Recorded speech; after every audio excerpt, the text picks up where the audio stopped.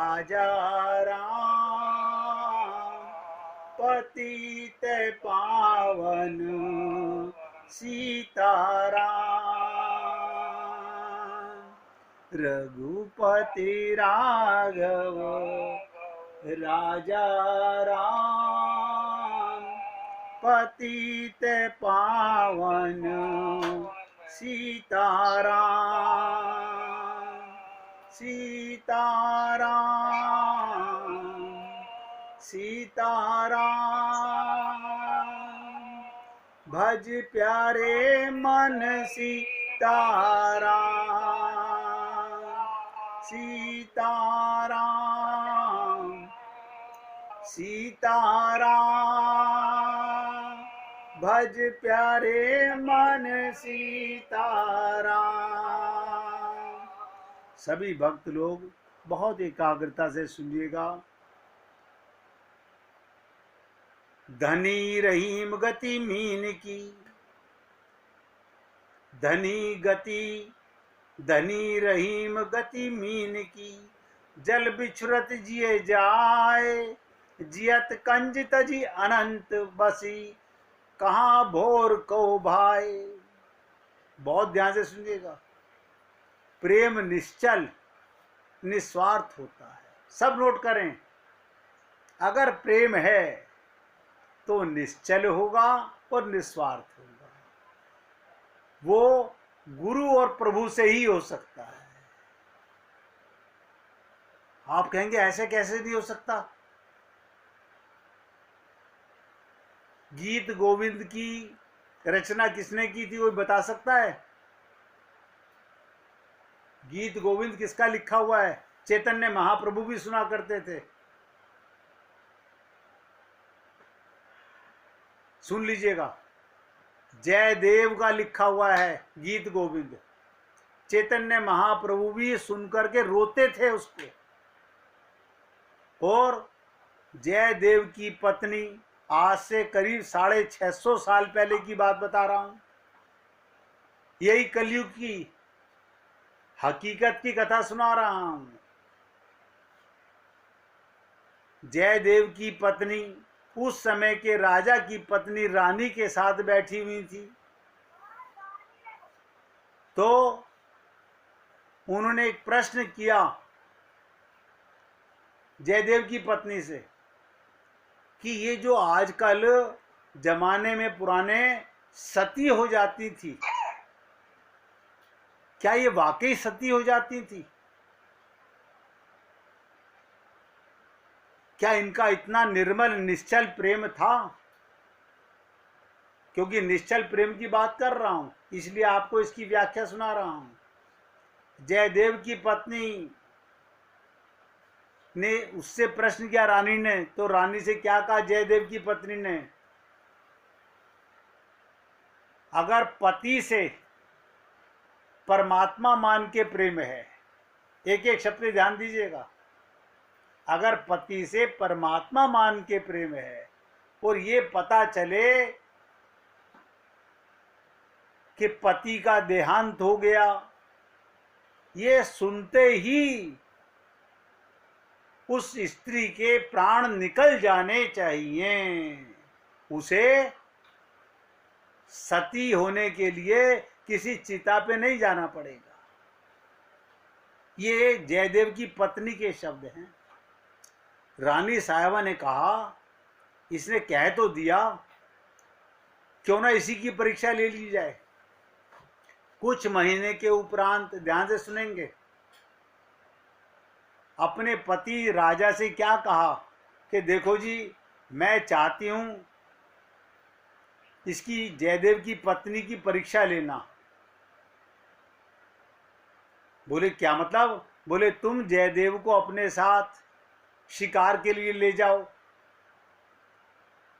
और मैं पीछे से खबर दूंगी जयदेव की पत्नी को कि तेरे पति को शेर ने खा लिया है।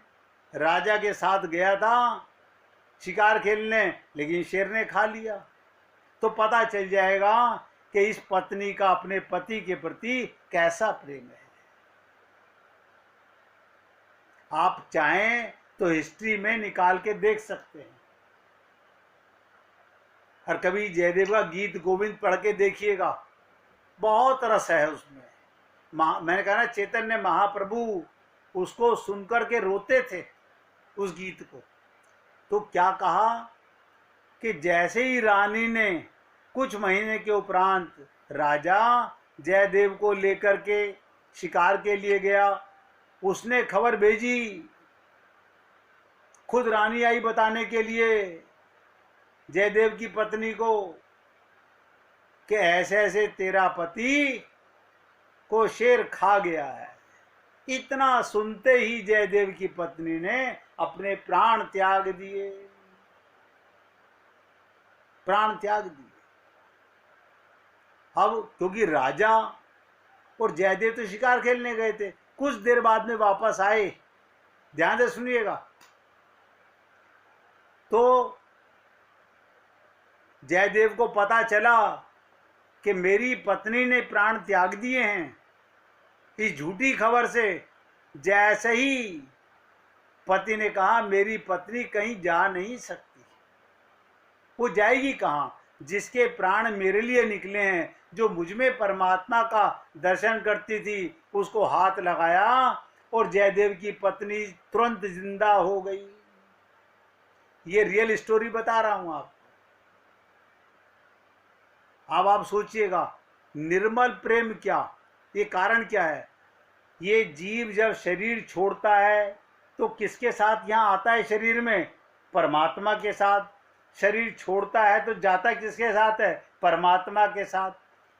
कोई सांसारिक माता पिता पति पत्नी परिवार का कोई सदस्य साथ नहीं जाता, क्योंकि इनसे कोई निर्मल निश्चल प्रेम है ही नहीं, हमने माना हुआ है। इसलिए प्रेम निश्चल निस्वार्थ होता है, उसे ही प्रेम बोलते हैं। ये संसार में जो प्रेम के शब्द की अपमान किया जा रहा है, ये प्रेम नहीं है। स्वार्थ की भावना आते ही, ध्यान दो, स्वार्थ की भावना आते ही प्रेम का अस्तित्व ही खत्म हो जाता है। प्रेम ना तो पुराना होता है और ना ही बदलता है। एक एक शब्द ध्यान दीजिएगा। प्रेम ना तो पुराना होता है और ना ही बदलता है, यही प्रेम का सत्य स्वरूप है। आप सदा से आत्मा थे, सदा से परमात्मा के साथ थे, सदा परमात्मा के साथ रहोगे। शरीर बदलते रहोगे, आते रहोगे जाते रहोगे, लेकिन आपका और परमात्मा का दो हंसों का जोड़ा कभी बिछड़ता नहीं।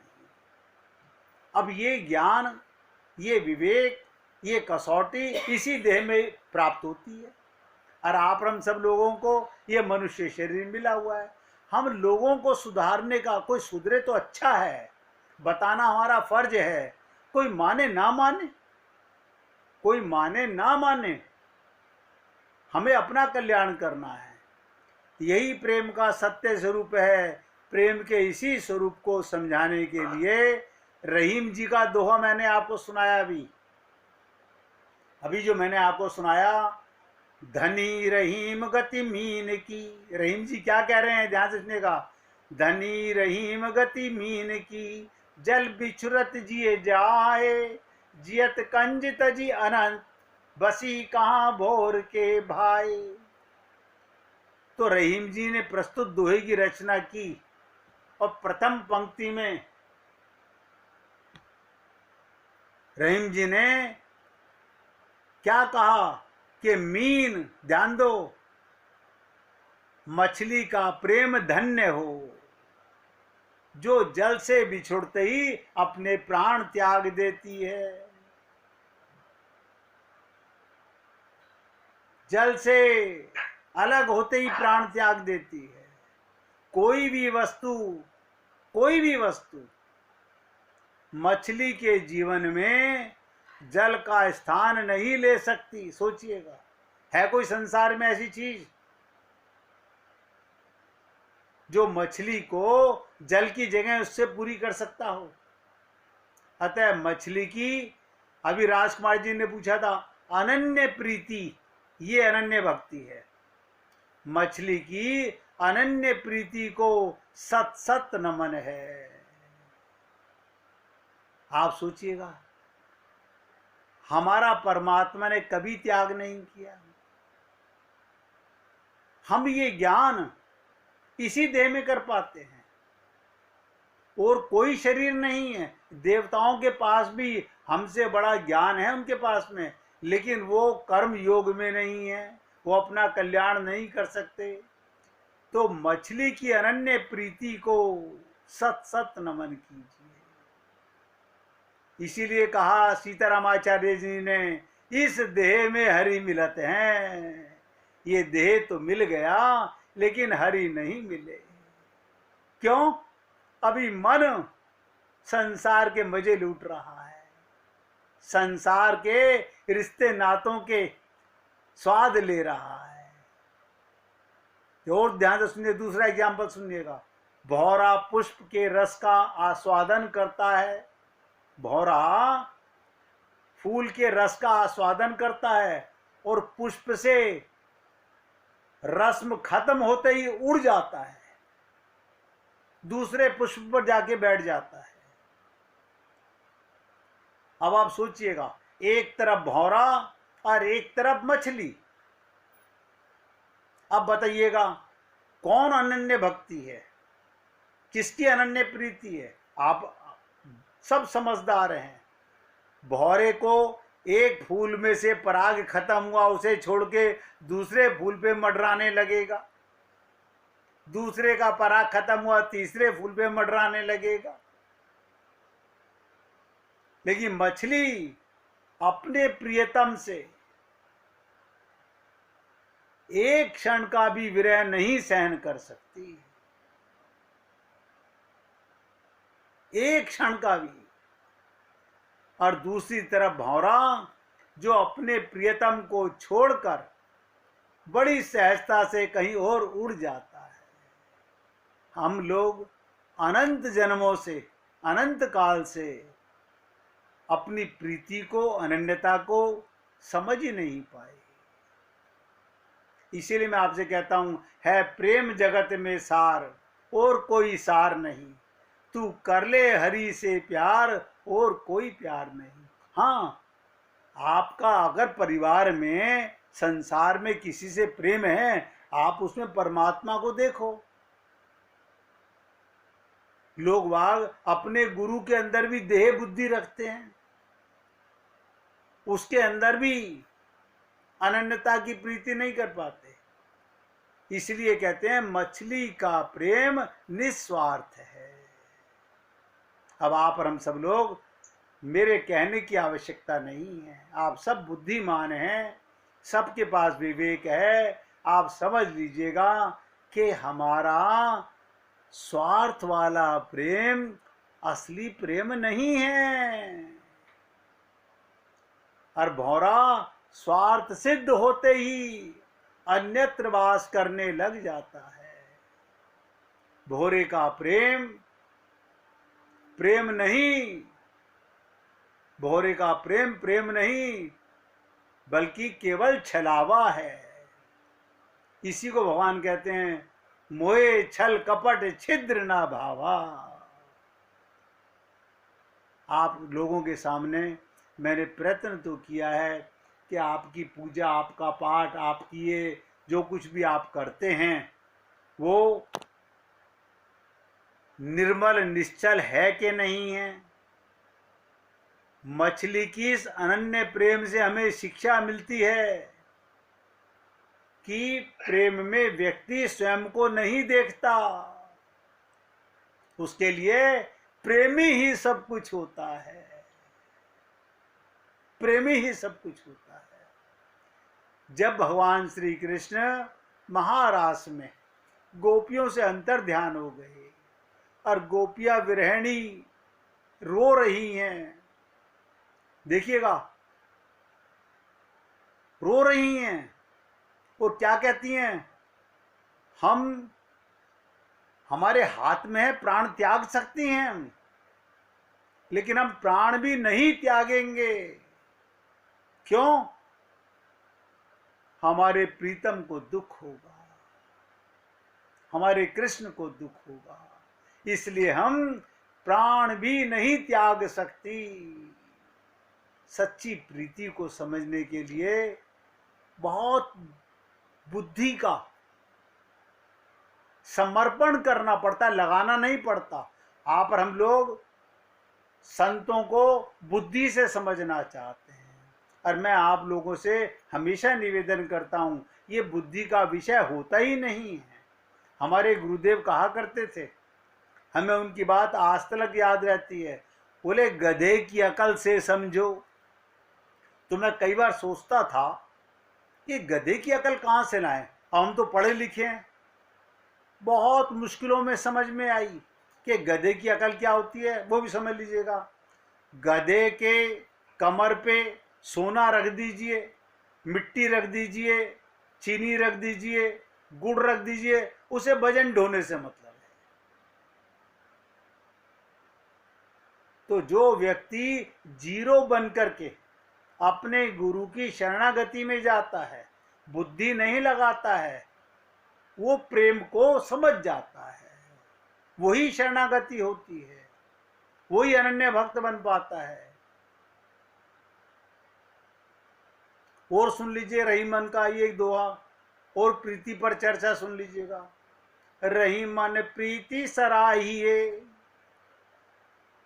रहीमन प्रीति सराहिए, मिले होत रंग दून, जो जर्दी हरदी तजे, तजे सफेदी चून। ये तो आप सब लोगों का तजुर्बा है, आप सब लोग जानते हो हल्दी और चूने को मिला के क्या बन जाता है।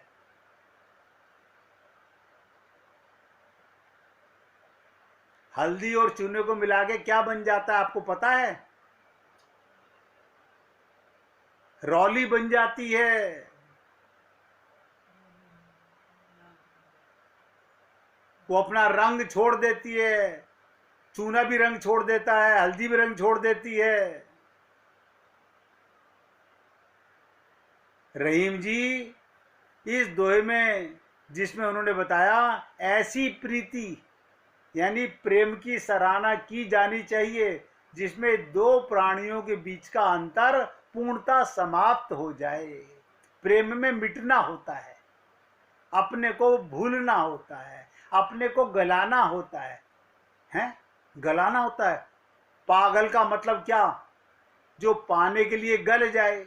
अब हम भगवान का प्रेम तो पाना चाहते हैं, लेकिन बुद्धिमान बने रहना चाहते हैं, ज्ञानी बने रहना चाहते हैं, कभी भगवत प्राप्ति नहीं होगी। हाँ, ज्ञानी बन जाओगे, मोक्ष हो जाएगा, मुक्ति हो जाएगी, भक्त नहीं बन सकते।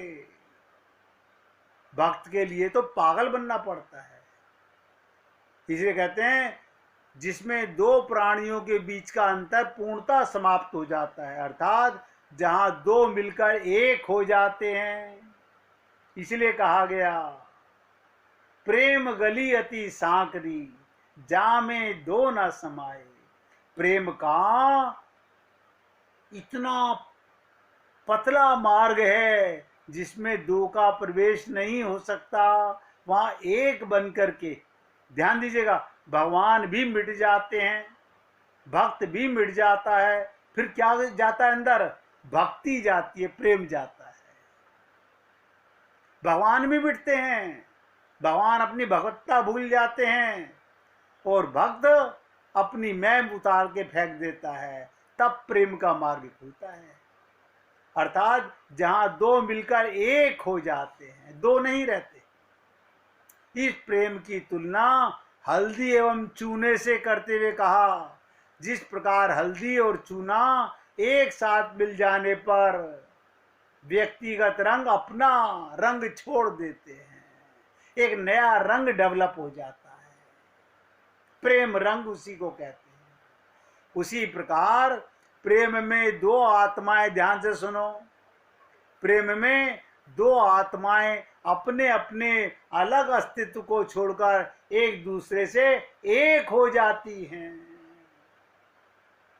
प्रेम में दो प्राणियों के बीच कोई अंतर नहीं रह जाता। तो इस दोहे से हमें क्या शिक्षा लेनी चाहिए? प्रेम में हमें क्या गलाना है, क्या मिटाना है? अपना अहंकार, अपना स्वार्थ, ये त्याग कर स्वयं को प्रेमी के अनुरूप ढाल लेना चाहिए। तभी जाकर प्रेम सार्थक की पराकाष्ठा तक पहुंचता है। देखिएगा, मैं तो आप लोगों से निवेदन कर सकता हूं, ये आपका हृदय का भाव है। कल कोई फिर प्रश्न करेगा, मैं फिर जवाब दूंगा। मेरा तो काम है आपकी सेवा करना, और मैं परमात्मा से यही प्रार्थना करता हूं कि प्रभु, जब आपने प्याऊ पे बैठाया है, जल भी आप हो, सागर भी आप हो, मैं तो केवल पिलाने वाला एक निमित्त मात्र हूं। भगवान की कृपा, भगवान का प्रेम, और आप सब उसके अधिकारी हो। अब आप पियो ना पियो, जैसे मैंने कहा कि घोड़ा तालाब के पास तो गया और उसे प्यास नहीं है। हम सत्संग में तो आ गए, लेकिन हमें भगवान के प्रेम की प्यास नहीं है। इसलिए आज सत्संग को यहाँ विराम दूंगा। आज मिसेज मेहरा भजन सुनाना चाहती हैं। वो कल सुनाना चाहती थी, वो जो भजन सुनाना चाहती थी, भगवान ने हमसे वो ही धुन लगवा दी। आज वो भजन सुनाना चाहती हैं, उनके मुखारबिंद से सब भजन का लाभ लीजिए। सुनाइए देवी जी। तो प्रेम की बात है उदो, ये तो प्रेम की बात है उदो, बंदगी तेरे बस की नहीं है, बंदगी तेरे बस की नहीं है, ये तो प्रेम की बात है उठो, ये तो प्रेम की बात है उठो, बंदगी तेरे बस की नहीं है, यहाँ सर्दे के होते हैं सौदे, यहाँ सर्दे के होते हैं सौदे, आशिकी इतनी सस्ती नहीं है, आशिकी इतनी सस्ती नहीं है, ये तो प्रेम की बात है उठो,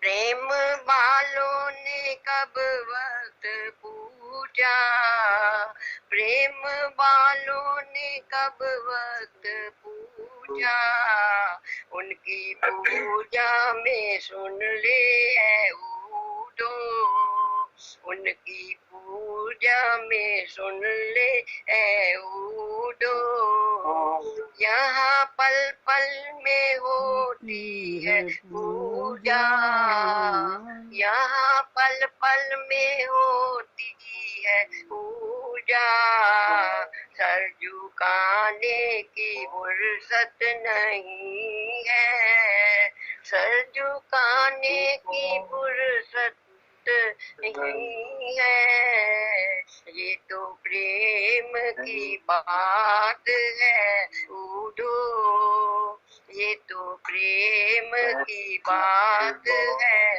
उठो, जो असल में है मस्ती में डूबे, जो असल में है मस्ती में डूबे, उन्हें क्या परवाह जिंदगी की, उन्हें क्या परवाह जिंदगी की, जो उतरती है चढ़ती है मस्ती, जो उतरती है चढ़ती है मस्ती, वो हकीकत में मस्ती नहीं है, वो हकीकत में मस्ती नहीं है, ये तो प्रेम की बात है उठो, ये तो प्रेम की बात है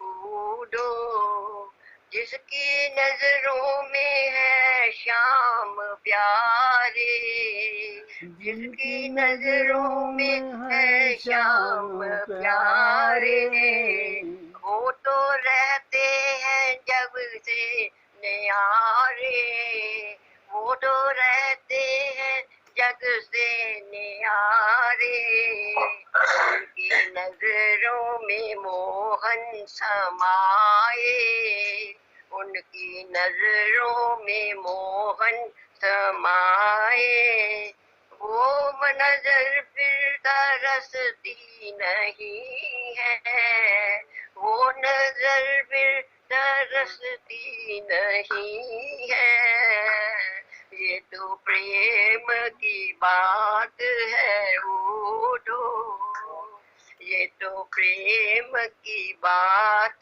है उठो, बंदगी तेरे बस की नहीं है, बंदगी तेरे बस की नहीं है, यहाँ देख छल, यहाँ देख छल देखे होते हैं सौदे, यहाँ सर के होते हैं सौदे, आशिकी तेरे बस में नहीं है, आशिकी इतनी सस्ती नहीं है, ये तो प्रेम की बात है उठो, ये तो प्रेम की बात है उठो। बोलिए वृंदावन बिहारी लाल की जय जय श्री राम, जय जय श्री राम, बोलिए लाल जी का मंगल हो, सभी भक्तों का मंगल हो, सबको राधे राधे भैया, सबको राधे।